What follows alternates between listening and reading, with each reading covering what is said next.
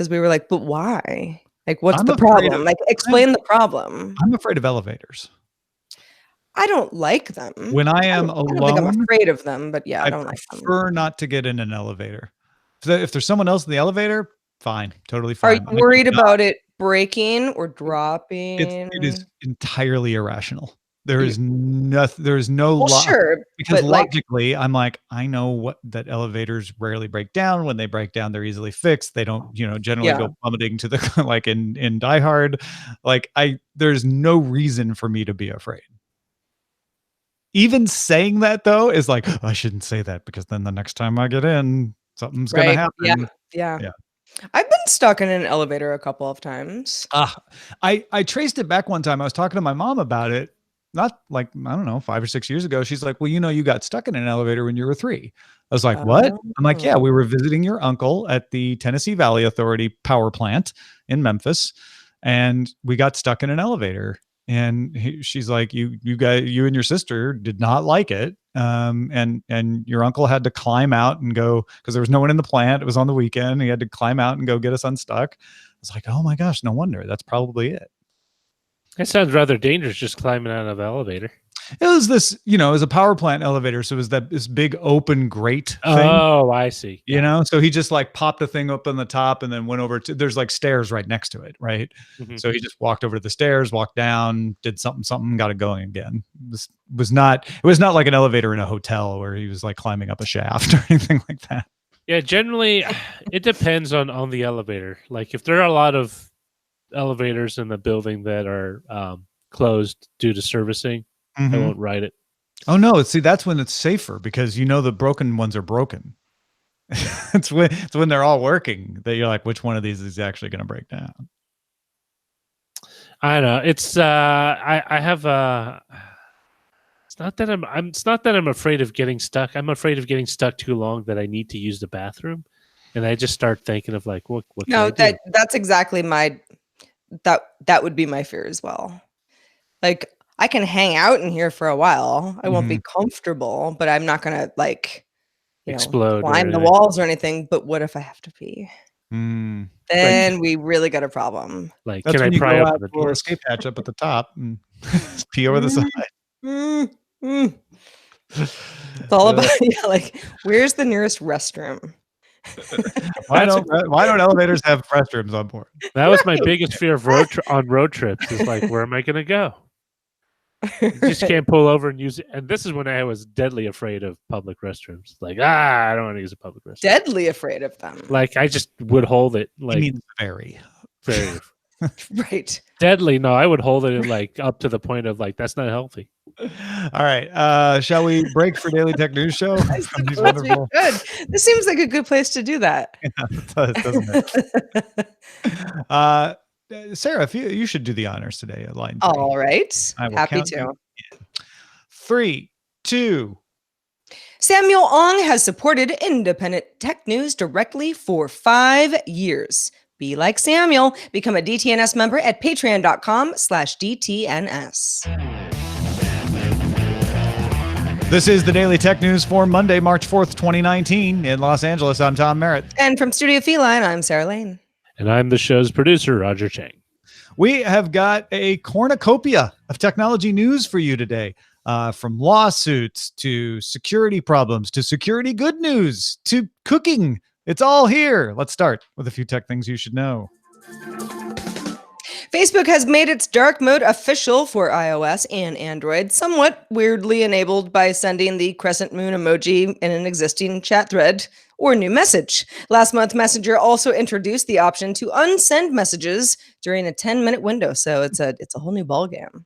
Sources tell the New York Times that Huawei is preparing to sue the United States government for banning government agencies from using its products. The lawsuit would reportedly be filed in the Eastern District of Texas and seek to challenge a provision in the Defense Spending Authorization Law passed in August that blocks executive agencies from using telecom equipment made by Huawei as well as ZTE. Huawei CFO Meng Wanzhou has also filed a complaint with the Supreme Court of British Columbia. The Canadian police and border agents are accused of illegally searching her before her arrest. Her extradition is still being processed in Canada. Do you have Outlook for iOS? Well, Jeffrey Cox, the MP for Torridge and West Devon, that's in the UK, says that his solution to Brexit is a somewhat head-scratching but unambiguous call to action. Get Outlook for iOS. This is something that he tweeted, which has led many to wonder, what in the heck? You got to watch when you cut and paste those tweets out of email, don't you? That's hilarious.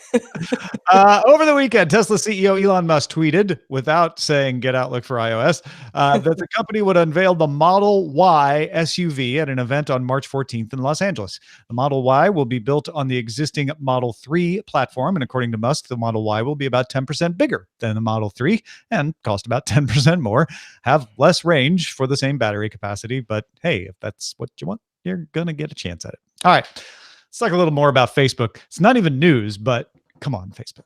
Yeah, a little bit of an update here. Remember last year when Facebook admitted that it was targeting ads based on the phone numbers that people had added to their accounts for two-factor authentication?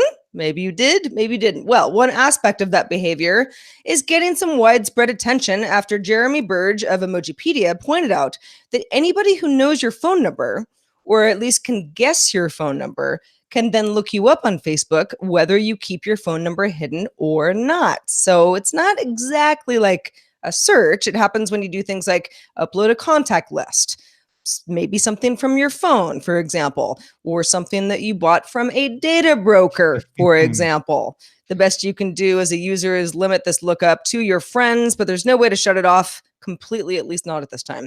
Facebook users can also use authenticators like Authy instead of text messages, which is a more secure method anyway, and just not give Facebook their phone number at all.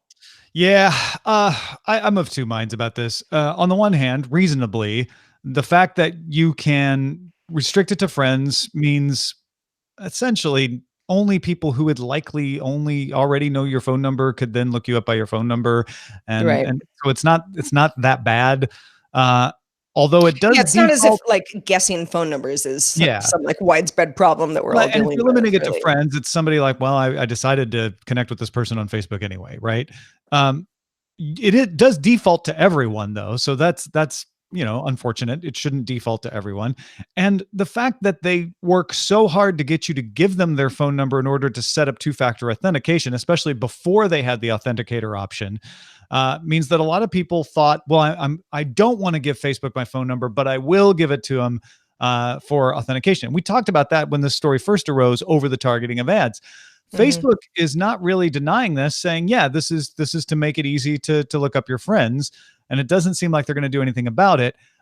So on the one hand, I'm like, it really isn't as bad as some people are shouting. But on the other hand, if you are asking me to give a phone number as a security measure, you should provide an option by which that is the only thing that will be used for. And it is unconscionable to me that Facebook isn't acknowledging that. I think it's surprising that they're not acknowledging that and saying, yes, we will give you a chance to say nobody gets to access my phone number. It's only for security. That is absolutely the way it should work. I agree. I also think that, and I have many friends who are wonderful people who don't really understand the inner workings of Facebook. And I've heard time and time again, well, why would they want my phone number? Something bad is going on here. So there's a lot of FUD that ends up being drummed up when stories like this arise, even though there's a little bit more to it than, Facebook is not just, farming out your phone number to everybody. Well, and that's a really good reason why they shouldn't be using this for anything else, because people are already suspicious. And while granted, I think everybody should be using some sort of second factor authentication like Authy or Google Authenticator or even some kind of YubiKey or something. If you can get someone to at least use second factor authenticator with the phone number and text message, that's better than not having it. Right. But if some people are like, you know what, I'm not doing this second factor authentication at all because those Authy things I don't understand and I don't want to give Facebook my phone number. I read this story that people can look me up by my phone number if I do that. Well, data brokerages. Yeah. You don't want to tell people, well, I guess that's kind of true. You want to be able to say, no, there is an option where you can turn that off to convince people. This makes people trust Facebook less. And if they don't want to quit Facebook, act less secure on Facebook. And that's just bad. Don't do that. Hear, hear. Don't do that, Facebook, is my suggested title for this show. All right. Last week, another don't do that. The USB Implementers Forum, or the USB IF, made a hash again of USB 3.2 by essentially letting it mean 3 different speeds. We talked about it on the show last week. The short version is, if you want the fastest USB cable, you'd need USB 3.2 Gen 2X2. Even though there's also a Gen 2. It's just the worst. Anyway, hopefully they will not repeat this with USB 4, because the good news about USB 4 is that Intel made Thunderbolt 3 royalty free. They've been trying to get people to adopt Thunderbolt 3, and the part of the reason of making it royalty free was to encourage that adoption. And the USB Implementers Forum is making it the basis for the USB 4 spec. So USB 4, just like Thunderbolt 3, will go to 40 gigabytes per second. That's up from 20, and allow multiple data and display protocols simultaneously. The full USB 4 spec should arrive in the second half of this year, with USB 4 devices coming about 1.5 years after that. So it's going to be a while before you get these, but they'll all be USB-C. They'll all be super fast. And the USB Implementers Forum is going to try to get manufacturers to include all the spec options, audio, data, security, etc., in every port, so that you don't have to guess which cable does what when you're plugging in your USB-C, which is one of the big complaints about USB-C under the USB 3 standards. So whether they can get manufacturers to do that or not is a whole different conversation, I suppose. But things are looking better for USB 4, at least. Well, I've got a big box in my closet right over here with a lot of USB who knows cables. So I hope that they're backwards compatible. Yeah. Well, you should maybe just responsibly recycle them and buy all new cables. I mean, Probably, yeah. you're going to have to declare cable bankruptcy at some point with this stuff, I think, because the old USB-C cables for USB 3 are a mess. And USB 4 may not be better. I'm saying I hope it's better, because they're asking manufacturers to provide all of the parts of USB 4 if they want to get certified as USB 4. But a lot of companies will still be able to implement the standard without certification, and they won't care. So I'm not 100% hopeful. But Roger, I know you were saying some things about USB in our prep meeting. I was going to say that I think this sounds pretty awesome. One, it hopefully eliminates a lot of the confusion around the cabling. But I really hope this gives a shot in the arm with accessory manufacturers who make Thunderbolt accessories currently. And anyone who's tried to buy one knows that they are eye-wateringly expensive. And I'm hoping this will make it broad enough, or enough manufacturers that it lowers the price, so you can buy a dock that isn't $200, but instead like $100. Yeah. The World Wide Web Consortium approved the Web Authentication API, known as WebAuthn, as its official web standard for passwordless logins, which allows users to use biometrics or mobile devices and FIDO keys to log in instead of a password. WebAuthn already has support from Windows 10 and Android, as well as Google Chrome, Mozilla's Firefox, Safari, and Microsoft Edge browsers. WebAuthn is a core component of the FIDO2 standard that supports public key cryptography and multi-factor authentication. With FIDO2, login credentials don't leave a user's device. They're always there. They're not stored on servers, eliminating most forms of data breaches and phishing scandal vulnerabilities. FIDO keys are unique for each site, so they can't be used to track users either. Yeah, this is a really good thing. And if you don't know about FIDO and you're like, wait, how can that work? Definitely check out Security Now with Steve Gibson, or the NosillaCast podcast with Bart Bouchat's security updates with Allison Sheridan.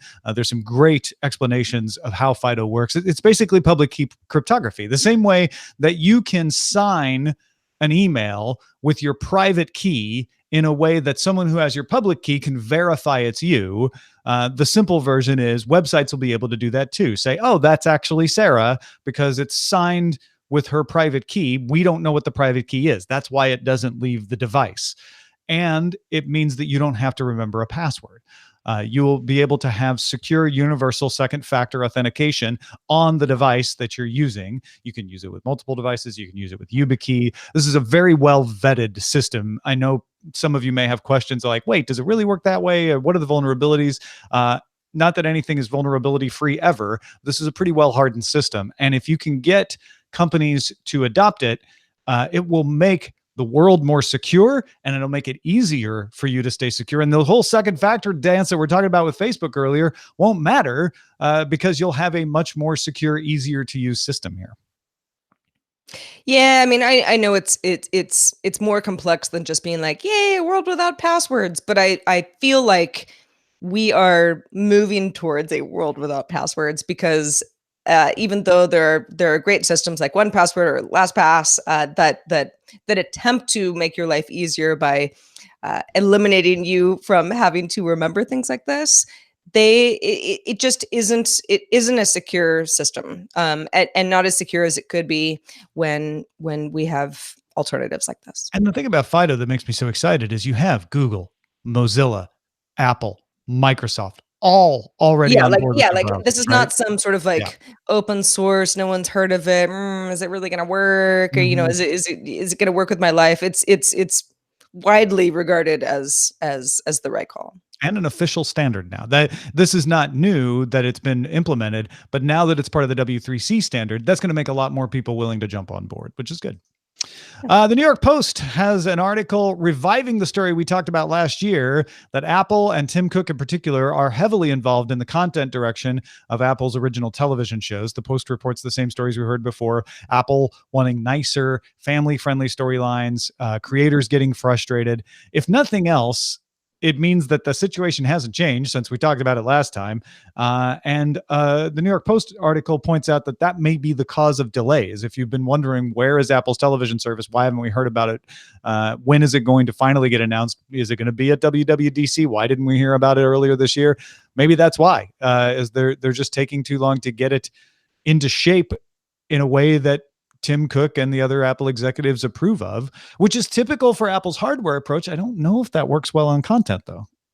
It's funny, when Steve Jobs was still at the helm, and Tim Cook was certainly a right-hand man and was heavily known within the company as being the hardware guy, the supply guy chain guy, particularly. Yeah, who understood, how concept came to the consumers and what had to go into that. For it to be sort of like Tim Cook in particular is very heavily involved in the content direction of, the original TV shows. It's like, well, duh. I mean, he's the CEO, but it also makes me wonder how much his role has changed within the company, because the company itself is in a little bit of I don't want to say an identity crisis, but Apple is needing to evolve because of the market and the market that they're in, and the fact that what Tim Cook may have been really, really good at all of this time is not necessarily what Apple needs anymore. Yeah, I saw an article noting that the number of vacancies for service-oriented positions at Apple now outnumbers the number of vacancies for hardware positions at Apple. Mm-hmm. So like you say, it's a whole new ballgame for them. It is. A security researcher with Google's Project Zero discovered a flaw in the Mac OS XNU kernel. The flaw exploits the kernel's copy-on-write behavior, which allows for malicious changes to user-mounted file systems without the virtual management subsystem realizing that it's happening, and therefore without the user knowing either. The researcher informed Apple of the flaw back in November of 2018 and published it as a high-severity bug well after the project's usual 90-day deadlines. Apple's currently working with Project Zero on a future patch to fix the issue. It's a sophisticated vulnerability. Most people are not going to run into it, although as with all vulnerabilities, you should be careful what you install, what websites you visit, et cetera, et cetera. But it's a bad bug. And the significance here is that they gave Apple 90 days. They gave more than 90 days, and Apple still hasn't patched it. So it's important. I agree with the way Project Zero does this, to say, like, we'll give you a chance to fix it, but at a certain point, if we know about it, 90 days later, it gets more and more likely that somebody else may figure it out too. So we need to let people know so they can mitigate against it and be aware. So this is what's happening here, is to know, like, hey, most people are probably not going to worry about this in their day-to-day life, but if you're involved in highly secure situations, you should look into this and figure out how to make sure you don't run afoul of it.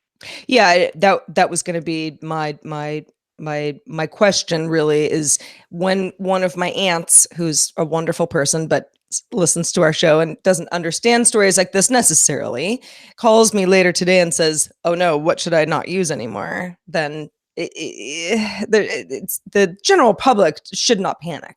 No, it's normal best practices. Don't install software that you don't know. Don't click on links unless you're absolutely sure they're going to someplace that you should. Make sure you have HTTPS links when you're entering any kind of information, et cetera, et cetera. All of those normal secure practices are what are going to protect you from this. And this is a much more sophisticated attack, so it's unlikely there's a lot of in the wild exploitation of it right now anyway. But the longer time goes on, the more likely it gets. Finally, Fast Company's Mark Wilson has an interesting write-up about the advent of induction burners starting to replace traditional stoves more and more. He notes that the avant-garde restaurant in Chicago, Alinea, mostly has just long rows of steel tables in its kitchens now, and chefs just grab an induction burner when they need it to cook something. Induction burners, if you don't know, generate no ambient heat. They use oscillating magnetic fields to generate an alternating electrical current in the pot or pan. The resistance to that current in the actual pot causes the heating, which means the element never gets hot. So it's a little safer. It's a little more efficient. Your pots have to be iron or some kinds of stainless steel for this to work, and they can't be too thin either. But it's very convenient, very power efficient, and safer. Wilson reports on a concept from product design studio Adriano Design for appliance manufacturer Fabida called Ordine. The idea is to put 2 induction burners hanging on your wall in a way that looks really cool. It looks really nice. It's well designed. And then you'd just be able to pull it down to the countertop. It's already plugged in. You don't have to go fishing around for cables, and just start using it when you need it. You don't take up a big area of your kitchen with a big old stove. You've got a nice, safe, and highly usable induction heater up there on the wall for you. Frees up some counter space. Now, modular cooking, like Instant Pots, isn't new, but the design looks good here and it improves the user experience. And it's part of Fabida's move to take advantage of design to launch its own brand of kitchen tech. I think this is interesting because we tend to say, well, what's new? Induction heaters have been around forever. I could always stick this up on my wall, except you didn't. Or maybe you didn't do it in as nice a way as this. This could popularize. Good design is the kind of thing that can popularize good technology.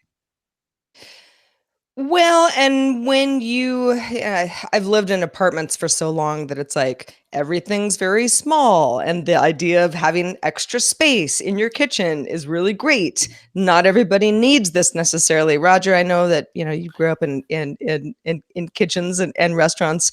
Does this seem like something that is the right move if the food is going to be the same way? Yeah. For many restaurants, induction cooking is a positive step because it allows you to get a couple more burners without necessarily clearing out a giant, section for a new stove. There are certain situations you still want a stove because you need the oven portion of it to finish cooking, whether it's searing a steak and you just bake the rest of it when it's done, or a broiler or anything like that. But it does allow you a lot more flexibility, which is key. Like if you know what a household stove looks like, just imagine one that's like 3 times as heavy and a lot bigger. It tends to occupy a lot of space, and it does, once it's there and you're not using it, it still occupies the space. With this, you can kind of slide things in and out. What I really see this as valuable is for people who rent and move a lot. Like there's a period in my life, about 5 years, where I lived in a sublet that had a sink, had a shower, but no stove, no kitchen, right? So to cook anything, I used my rice cooker, microwave, toaster oven, hot plate. This would have been a huge benefit. A lifesaver, yeah. I mean, just put it next to a... Well, though this design wouldn't have worked for you there because design is mounted into the wall with the electricity. they would need to create a more portable version of this for that situation. Well, what they could do essentially is when they build rental units, you could just kind of put this on the wall, This and would you be a don't know. cheaper thing to build in than a stove. Yeah. Well, a stove, especially since you're not if you live in an apartment complex where you have a shared water heater, you don't need to run individual gas lines into all the houses at that point, unless they use Well, they use electric stoves in places like that.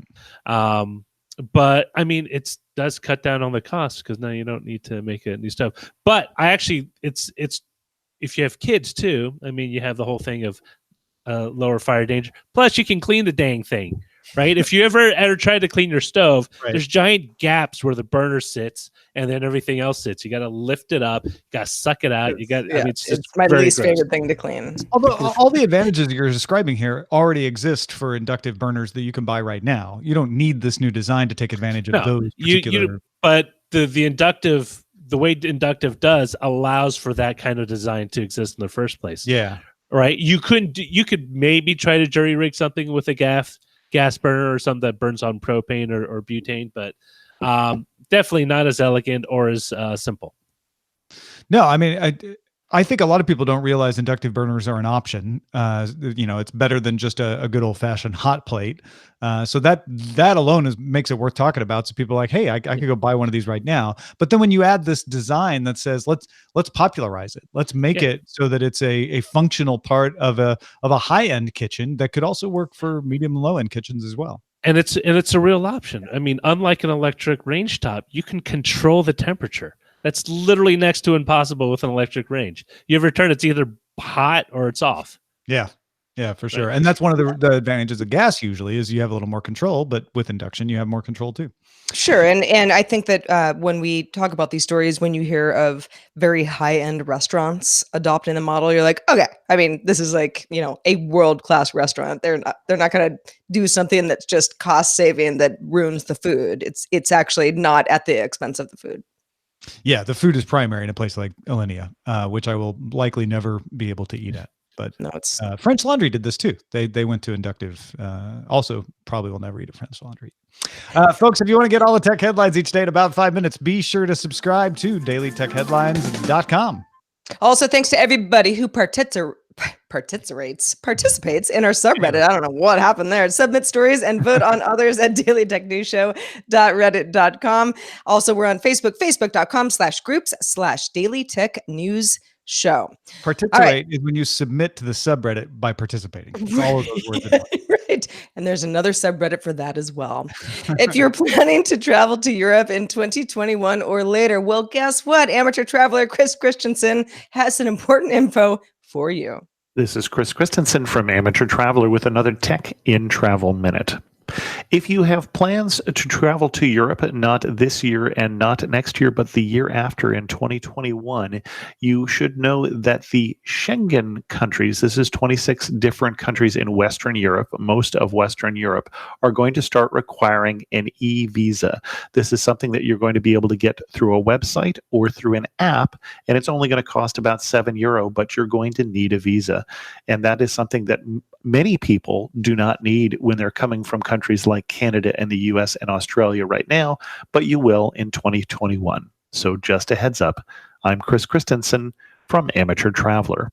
Yeah, I did the e-visa thing for my trip to Australia last year for my nephew's wedding. It was super simple because you just do it online and then you get the email saying you did it. And then when you show up and show your passport, it's all there. You don't have to prove anything or anything. So that's actually a good way to do it. I'm glad if they're going to do it, that's the way they're doing it. All right, let's check out the mailbag.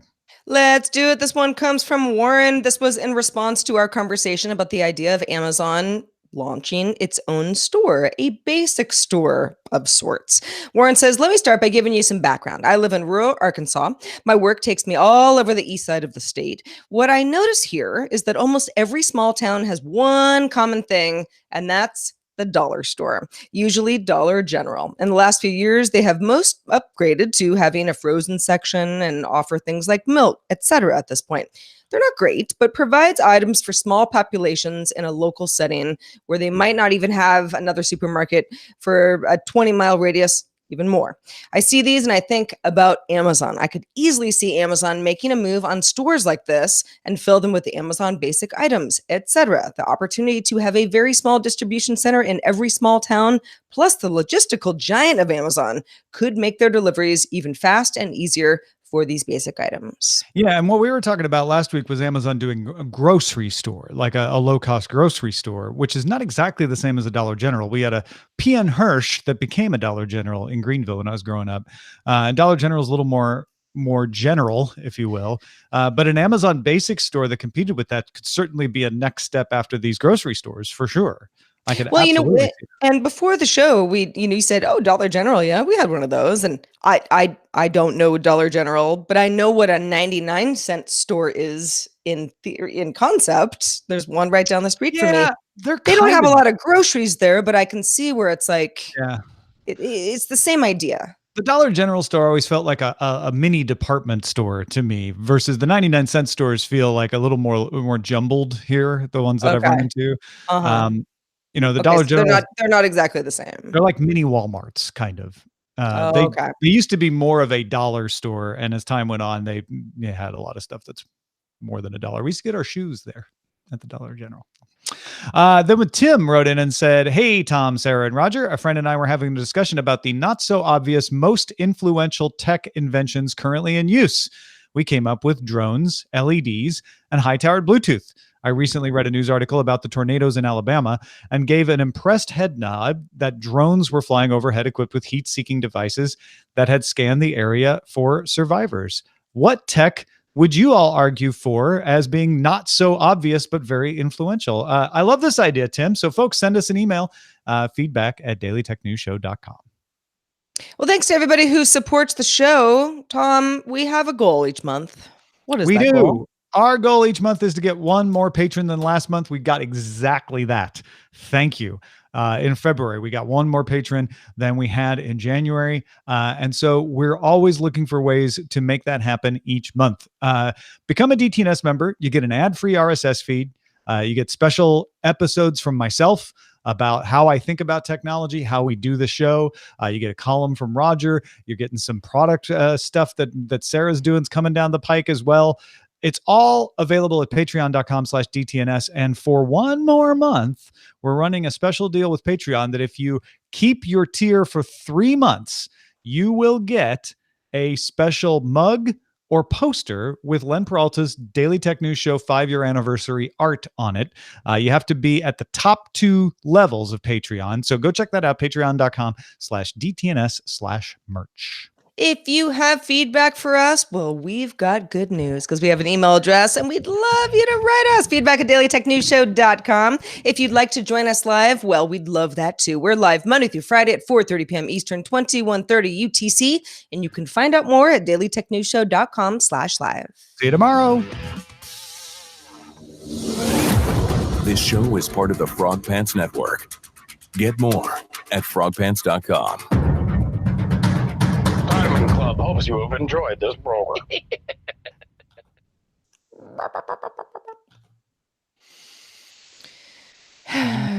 Howdy.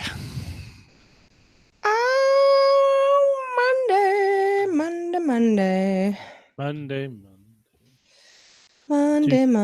That's a song, right? Yeah, the mamas So and good the to you. Yeah. Yeah. I was like, Wait. am I making this up?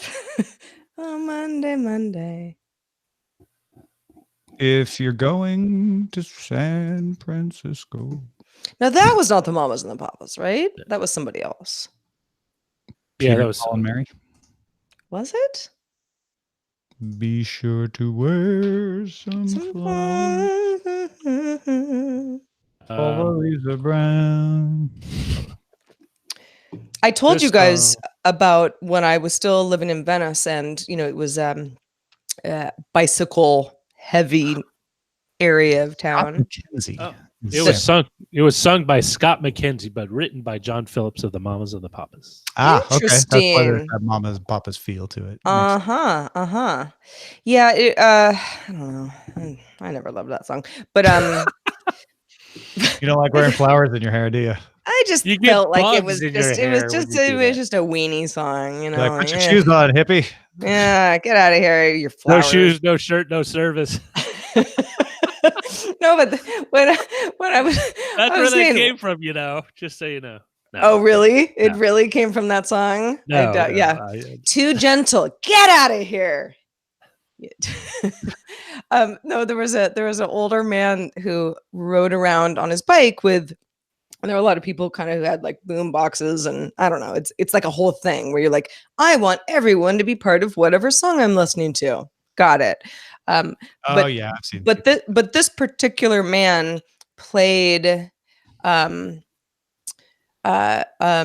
Mamas and the Papas uh repeatedly, and it was sometimes at like 3 a.m. Oh wow. You know, where it would start to get like, this is like scary horror movie stuff. Because once you hear that song too many times, you're like, you know, yeah, like it's because it's kind of in that sort of like, you know, that Well, B flat type thing where it's like, it's not like a happy song necessarily. What if the boombox is playing and the batteries are slowly dying? And it goes, Right. Oh, that's perfect. I guess it would have to be a tape deck at that point where it actually started to go more slowly rather than just sort of See, that's fade one of out. the things you miss with digital technology. You don't get that. You don't get the like, oh, it's creepy. Oh, I don't know. You could have codec errors that are pretty creepy. We had one ourselves on an old East Meets West. Remember? Yeah, but that's because we recorded out of a teapot. Well, no, it wasn't. It was because the hard drive on my Dell was dying. It did get to the point though where this particular gentleman, and like I said, he was older. He kind of had sort of like fraying, sort of long gray hair, and you know, a lilac in his bike, hair. and like when he would pass, we'd be like, oh, "California Dreaming." Hey, we got some title ideas here that are good. Okay. We have "Don't Do That" Facebook, which is, you know, my personal favorite since I said it. We've got "Inductive Seasoning." Oh, I like that one. That's a good one. Yeah. "Come on, Facebook." A lot of Facebook ones here. "USB free for all," like USB 4. USB for all. Sarah has password free show Apple TV kernel. Oh, there are got a lot of suggestions in here today. "The key to authentication." I like "Don't Do That" Facebook or "Inductive Seasoning," either one. I like "Inductive Seasoning" just because it keeps us from having Facebook in our title. Because it's gonna be in there soon anyway. Yeah, right. That's true. One more day without it would be good. All right, done. "Inductive Seasoning." Congratulations, old guy. Hey. You're not so old. You're the best.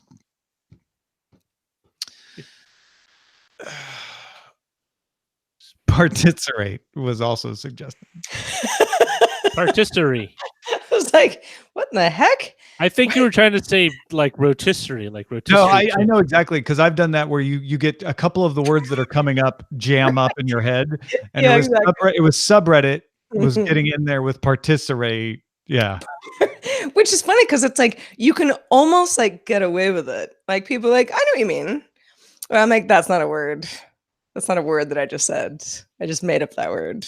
Particerate. Would you like to participate in my in my birthday party I would like next to week? particerate. In other words, make some pastries. That sounds good.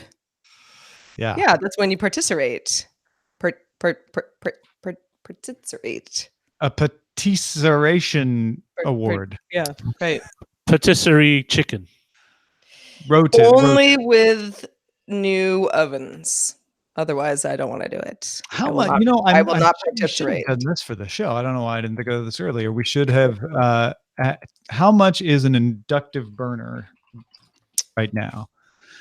Because again, I mean, the big criticism of that Fast Company story is they ain't new. But Wilson acknowledged, he's like, I know these aren't new, but this is a really cool design. Yeah. An inductive cooktop burner is like $59. That's not bad. $60. I don't know if this one's that good. It's got 147 reviews on Amazon though, and it's 4.5 stars. $50, $100, $70, 61. They're around there. They're less than $100, between $50 and $100 for a single burner. But if you're in a small apartment, that's probably good enough, right? Yeah. It's really just a when I moved to Max has a dual one, so you have two burners on one. two burners and a single pan. I'm sorry, you were saying?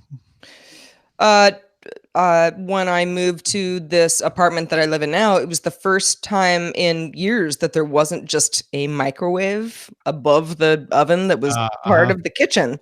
And so I started to see, when I was doing some research on microwave ovens, like, induction ovens and I was like, what? It was the first time that I had really thought about what that meant. And I realized it's actually quite prolific with somewhat low cost portable items. Yeah. I mean, I would have to get some new cookware because I have some copper bottom pots, then it wouldn't work. Inductive won't work with that. So that's the thing to think about. Like you probably want iron. If not iron, at least stainless steel. Yeah. And it has to be thick. And you can't have copper? Copper won't work. Aluminum won't work. Because that's interesting. It needs to have ferrite in it. Like it needs to have iron. So if you could stick a magnet to the bottom of it, generally it'll work. But it also needs to be thick enough to cause the resistance or it won't heat up. So super thin stainless steel won't work. So like a thick bottomy, like just get like a good old cast iron skillet. Then just cook on some steak. Maybe not steaks. They should have cast iron vegan recipes. That'd be nice. So I don't know if y'all had talked about this before I signed on in the pre-show. I'm going to guess not. No, we didn't. I know what you're going to bring up. How do you know? I'm guessing. I have a very good guess. Go for it. You have a very good guess? It's probably because, we read each other's minds at this point. How sad are we about Luke Perry? Exactly what I thought. Yes, very. I never watched we were talking about this in our prep meeting. I never watched 90210, but I knew exactly who he was. Yeah. I knew exactly what 90210 was. In fact, Dylan McKay was like, it wasn't so much like just that he was like a heartthrob. It was it was a cultural thing. Yeah. In the early mid 90s. That's right. When Eileen got her job at Fandango, they were close to us, but when they moved to some Beverly Hills offices in 90210, and we were both like, "Oh, no, that's a funny word." So yeah, I mean, he also is a great character on Riverdale, which my wife watches, and I've seen a few episodes, and it's a pretty good show, and he's great in it, or was great. Yeah. So it's not like, oh, whatever happened to him. Like it was still working, doing good stuff. I know. Roger, I don't know about you. I mean, 90210 was, I'm not going to sit here and be like, it was the most amazing show ever, because it was mostly a horrible show, but it was, I don't know, Thursday nights at 8 on Fox. It was definitely targeted. It was like, you just watched it. It was targeted toward 20 and early 30 something. So it was very much I remember when it came out, because my English teacher in my sophomore year in high school would never shut up about it. Every time she would mention something about it, like that week's episode, like after it happened, like, did you blah blah? And she would also, I'm trying to remember her name. I remember people would go to the Hole in the Wall, which was one of the bars I frequented in Austin. Well, I've been there. Yeah, Martin Sargent. Took me there the first time I ever went. Yeah, good place. We would go to the Hole in the Wall, and people would be gathered around the bar watching 90210. All I remember is what's her name was like the oldest member, even though she was in high school. She was like Gabrielle Carteras. She was like in her 30s playing a high schooler, and people were like, "Whoa, that's crazy!" Even though that happens all the time. I guess I was lots of other shows. I was a junior in college when it premiered. So the cast of 90210, as they progressed through high school. They were class of 93. I was class of 94. So it was like, it was as close as you could get to my Mhm. age and my life. You're like, I'm in school with them. Yeah, but They may also not be being my like, class, but oh, I'm they live in Beverly Hills. Like I lived in Mhm. Sebastopol. Like nothing about my existence So was anything similar. like the show. Yeah. So it was, I don't It's like even a want to mirror say it was image. aspirational really, but it was just, yeah, it was like, they're my age. They're, Mhm. they're like us, but totally different. Mom, I if you had me in Beverly Hills instead of Sebastopol, Right. that'd Then be you would have been on me. cocaine. I'm glad that didn't happen, That was a Mom. storyline at one point, yeah, Yeah, with yeah. one of the kids. But yeah, man, I love that show. Ron Richards, a friend of ours, friend of many. Ron Richards maybe loves 90210 more than me, but that's probably the only person who does. Well, and by the way, just to acknowledge, Beatmaster wrote, "No Prodigy fans in the audience." I mean, we are Oh not. yeah, are you Uh, kidding me? it's not by. We're not trying to exclude the fact that the lead singer of Prodigy died either. No, in fact, It's that not a zero no, sum. it's been a strange day of strange death day. The A friend of mine who Prodigy was so Fat of the Land was not the Prodigy album, but the one that really got mainstream appeal, at least in the US. And that was in 1997. And so I was thinking today about like, wow, where was I in 1997? Because I loved that album. That's a very aggro album. I mean, you either like that kind of like crazy like psycho EDM or you don't. Mhm. I did, Mhm. and I had a lot of friends who were just like, Sarah, I can't listen to this stuff. It's insane. I loved that album, and I don't know. I mean, to this day, like I played it this morning when I was Yeah. looking at topics for the show. Just like this is still really good. Like I loved it, but it did sound like he had some demons over the years, Mm. as many musical geniuses do. Sure. So, yeah, they all, okay. And I know I sometimes rail against what I'm about to do because it's not real. It's pattern recognition. The people are dying all the time. It doesn't Yeah. come in threes, but who's going to be the third one that people decide to group in as? It always comes in threes, right? That's kind of where Does it? it doesn't. What happens is Why do we something say happens that where then? You one or know? two very prominent people die, and so the next person that's even close, they get like, "See, it came in threes." People It's go, "Oh, well, fulfilling prophecy, but there we go." Yeah. It was the trilogy again. Well, I hope it's no one. yeah, I hope But this breaks the yeah, confirmation bias. yeah. Whereas, you know, although I think I guess I mean, Luke Perry and Well, let me search TMZ. everybody TMZ who's will know. the problem with that is there's always people dying. So you're basically saying no one Sure. who's dying is famous enough right now. Well, exactly. It's kind of like, yeah, the in memoriam where like someone doesn't get as much claps as like the next Right. person where you're like, whoa. I mean, Yeah, you're all equally deceased. it's always That doesn't seem very nice. it always feels weird on the in memoriams at those award shows when the audience busts out in applause. Because Right. A, Yeah. it's like, oh, so this person dying is a bigger deal than the others. B, well, you're applauding. Right. Okay. Yeah, the whole thing. And I've noticed that in award shows, they take down the applause completely Yeah, because like smart. people can't handle themselves, and it always sort of seems like in poor form. Yeah, yeah. Well, I'm sorry to end our video on that note, but it's just been one of those days, and they happen. Thanks for being there for us today, though, video folks. Audio folks, stick around. There's more to come.